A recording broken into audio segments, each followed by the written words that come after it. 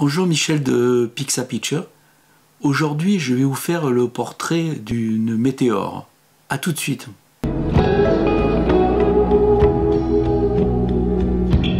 Cette météore, c'est Francesca Wuman, une photographe qui malheureusement a une vie très courte, mais qui nous a laissé des photos extraordinaires, une quantité impressionnante de photos extraordinaires.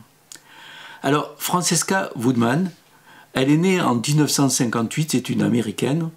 Ses parents étaient des artistes, son père était peintre et photographe, et sa mère était, je ne sais pas ce qu'on dit, sculpteuse ou sculptrice, enfin bref, elle faisait de la sculpture. Très vite, elle a baigné dans ce milieu artistique, et à l'âge de 13 ans, ses parents lui ont offert un appareil photo. Alors, c'est un peu comme Sieff ou d'autres photographes, hein, c'est les parents qui offrent un appareil photo, et puis d'un coup, on se découvre une passion pour la photo.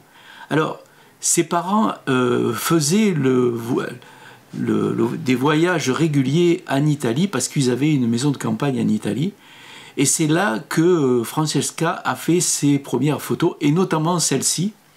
C'est sa première photo avec l'appareil que lui avaient offert ses parents.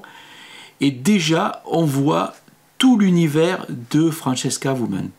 Elle fait un autoportrait, elle va passer sa vie à se photographier elle-même. Et là, c'est un autoportrait où on ne la voit pas finalement, elle est plus ou moins cachée.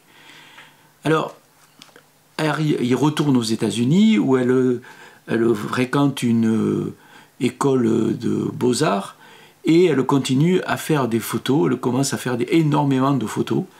Et alors, c'est toujours des photos d'elle-même. Elle est souvent chez elle ou dans des endroits qu'elle fait avec la lumière du jour. Et ces photos sont toujours... c'est rarement des photos où on la voit très nette. C'est toujours des photos, souvent des nus, plus ou moins floues. On la voit se dissimuler derrière du papier peint. En fait, c'est toujours des photos assez extraordinaires. Alors, bien sûr, lorsqu'on parle de Francesca Wuman, il y a beaucoup de psychanalystes, de psychologues, d'intellectuels qui ont vu à travers ces photos ce qui allait lui arriver, puisque évidemment Francesca Wuman est décédée en 1981, donc elle avait 22 ans. Après, elle s'est suicidée, elle s'est balancée du haut de son appartement. Et d'ailleurs, ce qui est très étonnant, c'est qu'on mettra 3 jours avant d'arriver à l'identifier. Alors, c'était pas sa première tentative de suicide. Voilà, c'est un peu... Alors, évidemment, on fait le rapport entre son univers photographique et cette mort prématurée, cette espèce de ces suicides et tout ça. Alors, moi, ça, c'est pas tellement ce qui m'intéresse. Ce qui m'intéresse, moi, c'est ces photos. Parce que je trouve que ce sont des photos extraordinaires. Alors c'est vrai que certains ont vu dans ces photos l'annonce de cette mort prochaine, notamment cette photo là je vous montre où on la voit floue, évidemment c'est souvent flou, qui passe à travers un espèce de truc de tombe de cimetière. Voilà. Alors évidemment on peut tout analyser. Moi ce qui m'intéresse c'est ce côté extraordinaire de photos où elle se photographie elle-même. Il y a des photos absolument dingues. Souvent floues, souvent alors avec des poses extraordinaires. C'est vraiment des photos que je trouve sublimes. Alors, elle a rarement fait d'autres portraits. Hein. De temps en temps, elle a pris un gars qui s'appelle Charlie, où elle a fait des photos avec lui, des photos assez bizarres où ils sont tous les deux, c'est des nus, c'est toujours très, très étonnant. Alors, elle a essayé de faire des photos de mode, ça n'a pas trop marché. Elle a fait des photos couleurs aussi, mais ça n'a pas été très top. Et alors, il y a aussi un truc qui est très intéressant, il y a une photo, là je vous montre une photo, c'est une espèce de... comme une ombre, mais en fait c'est pas une ombre. Et cette photo, elle a fait l'objet d'une vidéo. Elle a fait une vidéo, je vais vous mettre le lien dans la description, où on voit comment elle est arrivée en se mettant des trucs sur le corps à faire cette photo. Voilà. Alors, elle a fait aussi, juste avant sa mort, en 80, elle a fait un livre. Alors c'est un livre bizarrement de géométrie. et où elle a collé des photos de ces photos sur ce livre. Alors ce livre a été tiré à 500 exemplaires, il est très recherché par les collectionneurs, et le prix des prix, c'est des prix hallucinants. Si vous le trouvez, évidemment, il faut vraiment avoir de l'argent, parce que là, c'est vraiment un livre qui est très très très recherché. Voilà. Alors, il reste, après sa mort, ses parents ont récupéré un peu ces photos, et il reste d'elle à peu près 800 tirages, moins de 1000 photos, tirages de Francesca. Mais il y a beaucoup d'autres photos qu'elle a faites, et elle avait quelque chose, c'est que par exemple quand elle a envoyé des courriers à des amis et tout ça, plutôt que d'envoyer des cartes postales, elle envoyait ses photos à elle, et puis souvent elle écrivait dessus sur les photos. Elle a beaucoup écrit sur ses photos. D'ailleurs, si elle avait le seul photographe qu'elle admirait, c'était Edwin Mitchell, qui lui aussi souvent a fait des photos en écrivant sur ses photos. D'ailleurs, peut-être qu'un jour je ferai un truc sur Edwin Mitchell. Alors, c'est vraiment, elle a eu un destin assez tragique, et ces photos, maintenant, évidemment, ses parents ont récupéré le matériel, et ces photos, évidemment, sont présentes dans beaucoup de musées. Il y a énormément d'expos qui ont eu lieu sur lui, il y a des thèses qui ont été faites sur ces photos, où chacun analyse un peu ces photos, chacun y voit ce qu'il veut y voir. Hein. Moi, ce que je trouve, c'est que ce sont des photos absolument dingues. Alors, elle a aussi fait quelque chose d'assez incroyable. Alors, je ne sais pas si vous voyez, avant les reproductions de dessins d'architectes étaient faites sur une espèce de papier bleu. C'était le procédé de diasographie. Et alors ça permettait de faire justement les plans d'architectes.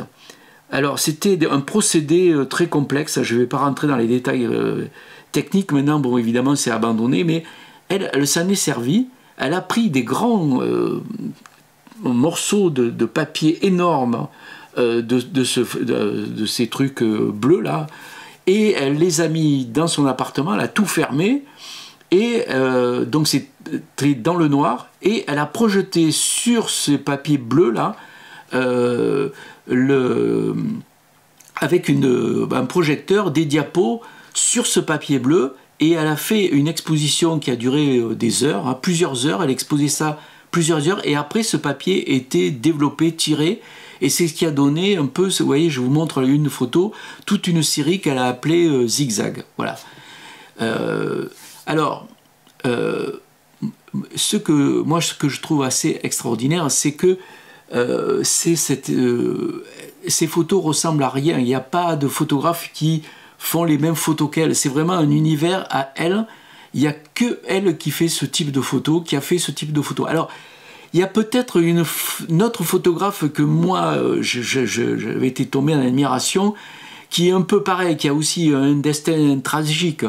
J'avais déjà parlé de cette photographe qui a été atteinte d'anorexie, d'ailleurs elle en est morte, hein, qui s'appelait Lynn Marie Fossen. Là j'ai un livre de Lynn Marie. Elle aussi, c'était son univers, elle faisait des photos sans arrêt, comme ça jusqu'à la mort, un peu comme Francesca Woodman. Alors, évidemment, vous n'allez pas pouvoir vous payer ce livre, je crois qu'il vaut le livre qu'elle a fait jusqu'à 75 000 €. Je crois l'avoir vu sur eBay à 75 000 €. Bon, donc je préfère vous montrer la photo du livre. Vous voyez, je vous le montre la photo du livre. Alors, si vous voulez savoir beaucoup de choses sur Francesca Woodman, comme il y a eu des expos, notamment à la Fondation Cartier-Bresson, il y a un livre qui existe. C'est celui-là, il y en a un, hein, Francesca Woodman, voilà, aux éditions Xavier Barral, pardon, et c'est vraiment un très beau livre.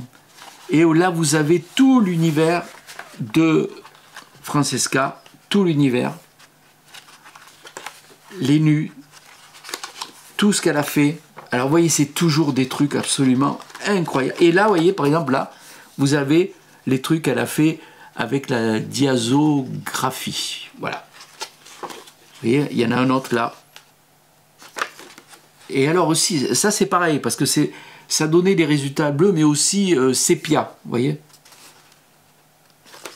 Alors maintenant, évidemment, ces photos sont très recherchées comme des œuvres d'art, et même les tirages sont hors de prix. Si vous voulez payer, vous payez un tirage de Francesca Woodman, c'est très très très cher. Voilà. Alors je vais mettre la référence dans la description si vous voulez avoir ce livre qui est très beau, hein, il n'est pas très cher hein, en plus, et c'est en français. Alors il y a des textes d'intellectuels que je trouve nuls, hein. Bon, mais chacun il voit ce qu'il veut dire. Vous voyez là par exemple on voit qu'elle écrivait sur ses tirages. Voilà. Voilà. Regardez un peu ces photos, c'est assez extraordinaire. Alors, je vais vous montrer aussi ce livre-là, justement de Lynn-Marie Fossen, je n'en ai déjà parlé, qui est un très beau livre. Alors là, vraiment, c'est pas le même type de photo, mais c'est aussi un univers unique. Vous voyez, alors c'est un livre très spécial, avec les pages sont doublées comme ça, là. C'est assez étonnant. Vous voyez?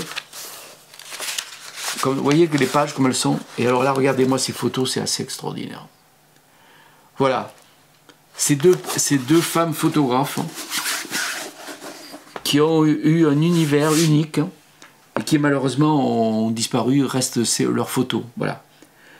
Alors, j'espère que cette vidéo vous a plu, que vous allez regarder un peu les photos de ces deux femmes photographes. Évidemment, toujours, vous pensez à mettre des likes, à vous abonner si ce n'est pas encore fait. Et puis, je vous donne rendez-vous bientôt pour de nouvelles vidéos sur d'autres photographes, mais aussi sur des techniques, enfin, sur ce que j'aurais envie de vous montrer. Je vous embrasse, à bientôt.